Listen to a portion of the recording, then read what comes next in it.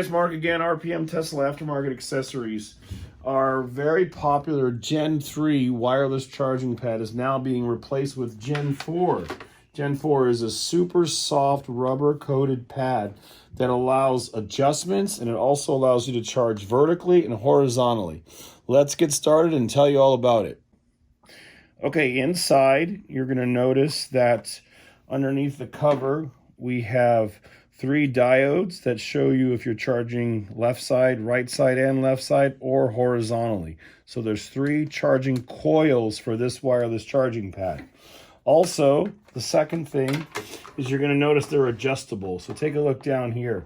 We have these set up in the 4 different ways that you can charge. You'll notice here that this is set up for larger phones. So the Qi chargers, or the coils underneath, are located here, here, and here. And they're designated at the proper height for larger phones, or if you move the step up for a shorter phone.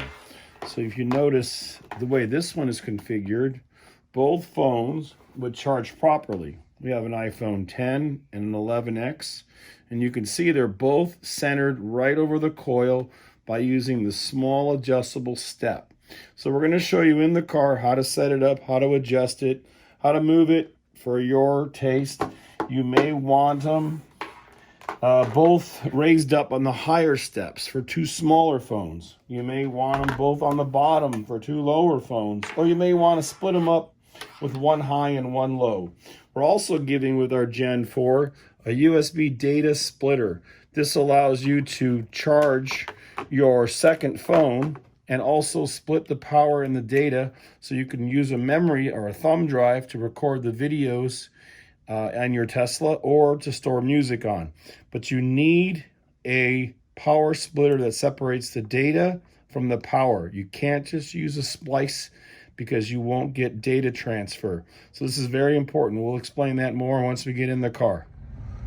All right, now we're going to show you how to install the new Gen 4 charging pad.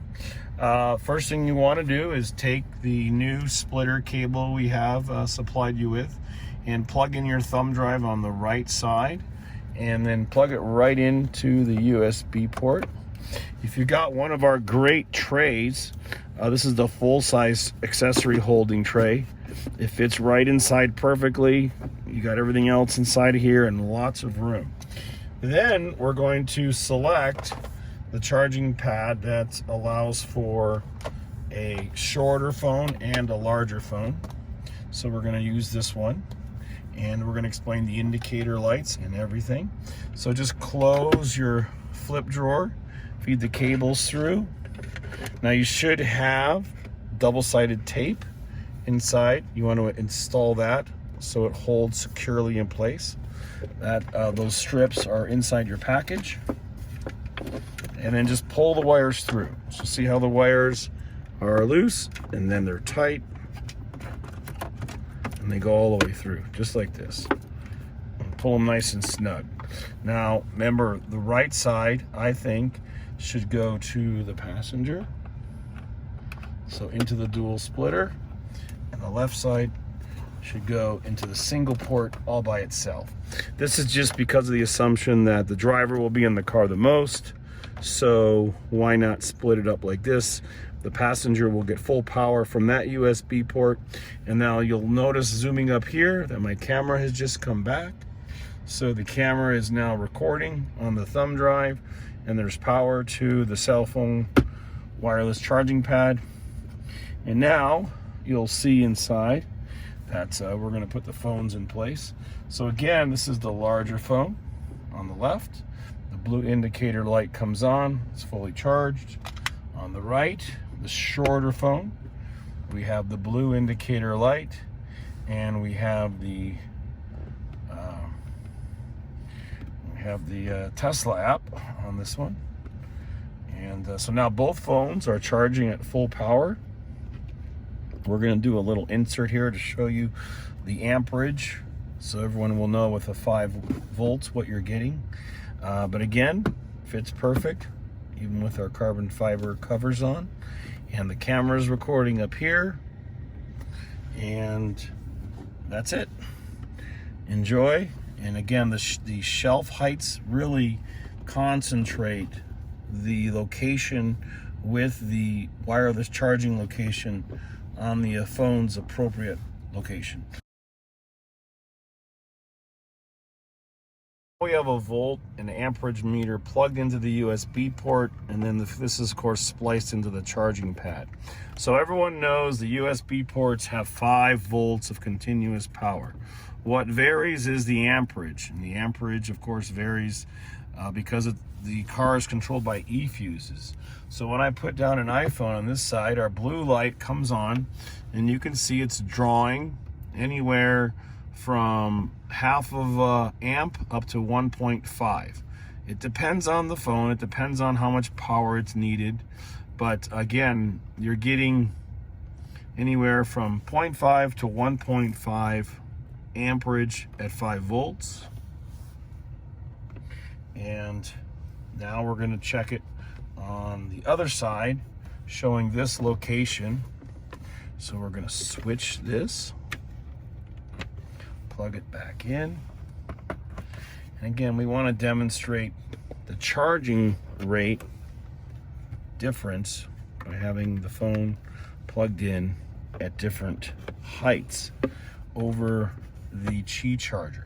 So again, this is just to demonstrate the reason to have the adjustment height. So now this phone is not dead, that's good, or not full. You can see at this location with the step installed, we're charging, it's pulling more amperage because it's much lower. So you can see we're getting 1.25 times 4.5 or 5 volts. So this is getting the maximum allowable of 7 watts. 7.5 watts is the fastest an iPhone will charge. Amps times volts equals watts. You can see it's spiking almost as high as 2 amps, pulling the maximum power out. So this will charge at a very high rate at 1.5. So again, an iPhone can only charge at 7.5 watts. So that's the important thing. So this is a super high speed charging pad for sure. Now, again, to test this theory about the location, try to remember that we're at 1.5 and 4.5. 1.5, 4.5. All right, we're gonna swap them out now. Okay, now we're gonna put the iPhone 10 at the same height as the iPhone 11. And we're gonna watch the charging rate being off center. And you can see that we are not getting more than 1 amp on the right side. Look, 0.9, 1.1, 1.2. It's never peaking over 1.5 amps. But if it's raised up a little bit like this, it charges faster. So again, that's why we think this adjustable type of charging pad is best for all phones, small and large. Now you can see we're getting over 1.5, 1.6, 1.6, 1.6. Here you can see landscape side by side, YouTube at the charging station, wherever you might be watching it. All right, and the last thing we want to explain are the 2 sets of rubber bumpers that you'll get with your purchase. Now, if you install these on the bottom, or if you have 2 smaller phones, you'll notice they're more visible, and you can see how they protrude out a little bit. But you'll also notice that they're not visible inside of here when they're in the lower area. But if you are using larger iPhones, you'll notice in here we have all 4 of these buttons in here. And if you want them nice and flush, you will have to trim the edges off. So you're gonna be trimming this edge, all 4 of these edges, and then you're gonna push them right into place like we have down here. And once you push them in, you're able to slide them around and move them and cover them up really good so they're not even noticeable. Again, that's for the holes if you use a larger iPhone or a larger smartphone and you don't want to see the gaps inside of here that are normally here because of the adjustable height shelf. Thanks again, RPM Tesla Aftermarket Accessories. All right.